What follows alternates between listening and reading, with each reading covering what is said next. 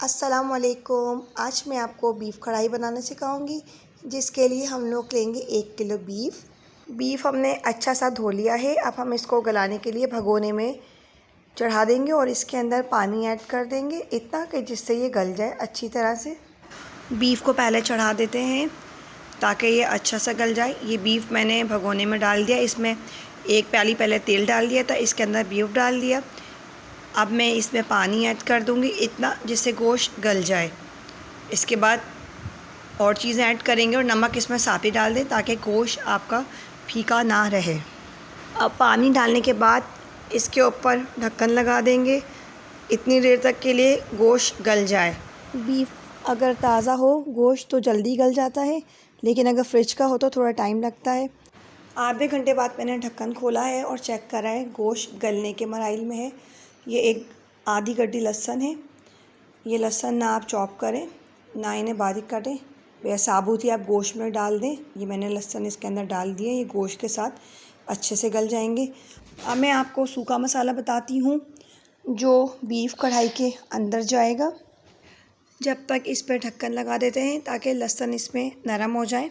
ये सूखा मसाला है, नमक डाल दिया है, ये मिर्ची हैं, आप 1 चम्मच ले लें या 2 चम्मच ले लें, जितनी आपको खानी हो, कम और ज़्यादा आप कर सकते हैं। हल्दी है, ये भी तकरीबन 1 चम्मच है। और ये कढ़ाई का मसाला जिससे कढ़ाई में असल जायका आता है, आपको बताते हैं कैसे बनता है। 1 किलो गोश्त के लिए मैं आपको तनासुब बताती हूँ। 1 चम्मच आप ज़ीरा ले लें, 1 चम्मच आप साबुत धनिया ले लें, 5 आप गोल मिर्च ले लें, इनको आप भून लें और इसको एक प्लेट में निकाल लें। इसमें आप आधा चम्मच अजवाइन ऐड कर दें, थोड़ा सा मेथी पत्ता डाल दें, मिला जुला गरम मसाला इसमें आप मिला लें। गरम मसाले से बहुत अच्छा टेस्ट आता है। आधा चम्मच आप इसके अंदर कस्टर्ड पाउडर मिला लें, ये गोश्त को अंदर तक अच्छा सा गला देता है। अभी सारी चीज़ें मिला के आप पीस लें बिल्कुल बारीक सा। ये आधा किलो टमाटर है, इन्हें मैंने एक टमाटर को 4 टुकड़ों में काट लिया है। कढ़ाई में टमाटर अच्छे से गल जाते हैं और जब ये गल जाए तो उनका छिलका बेशक आप अलग कर दें। आप ये देखें पानी बिल्कुल खुश्क हो चुका है, अब ये भुनाव पर आने वाला है।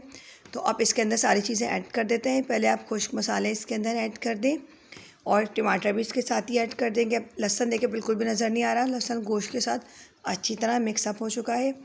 अब इसमें चम्मच चला के इसको थोड़ी सी देर के लिए ढक देंगे, जब तक ये भुनाव पर आ जाए। चलें अब इसके ऊपर ढक्कन लगा देते हैं। बस 10 मिनट में अच्छे से टमाटर नरम हो जाएंगे और इसका अच्छा सा भुनाव कर लेंगे। अब देखते हैं इसकी क्या पोजीशन है। देखिए माशाल्लाह कितनी अच्छी शक्ल आई है, टमाटर ने भी अपना पानी छोड़ दिया। चलें अब इसका भुनाव कर लेते हैं। ये माशाल्लाह इसका भुनाव हो गया है और तकरीबन आपकी बीफ की कढ़ाई बिल्कुल रेडी है। तेल मसाले से अलग होना शुरू हो गया है। कढ़ाई का गार्निश का सामान दिखाते हैं। हरा धनिया बारीक काट लें, हरी मिर्ची लंबी काट लें और अदरक भी लंबी काट लें। अब कढ़ाई में ही बिल्कुल एंड में हम डालेंगे। अब कढ़ाई बिल्कुल रेडी है, तेल अच्छा सा ऊपर आ चुका है और इसकी अच्छी शक्ल आ चुकी है। अब इसके अंदर गार्निश का सामान डाल दें। इसके बाद मैं ये आपको डिश आउट करके भी दिखाऊंगी। माशाल्लाह कढ़ाई शक्ल से बहुत अच्छी लग रही है, इसका जायका भी बहुत लाजवाब होता है, आप लोग ज़रूर ट्राई कीजिएगा। चलें अब कढ़ाई को डिश आउट करते हैं। ये कढ़ाई को डिश आउट कर लिया है। अब आप इसको गरम गरम चावलों के साथ, गरम नान के साथ सर्व करें। ये बहुत मज़ेदार बनती है और आप इसे ज़रूर ट्राई कीजिएगा। इजाज़त दीजिए।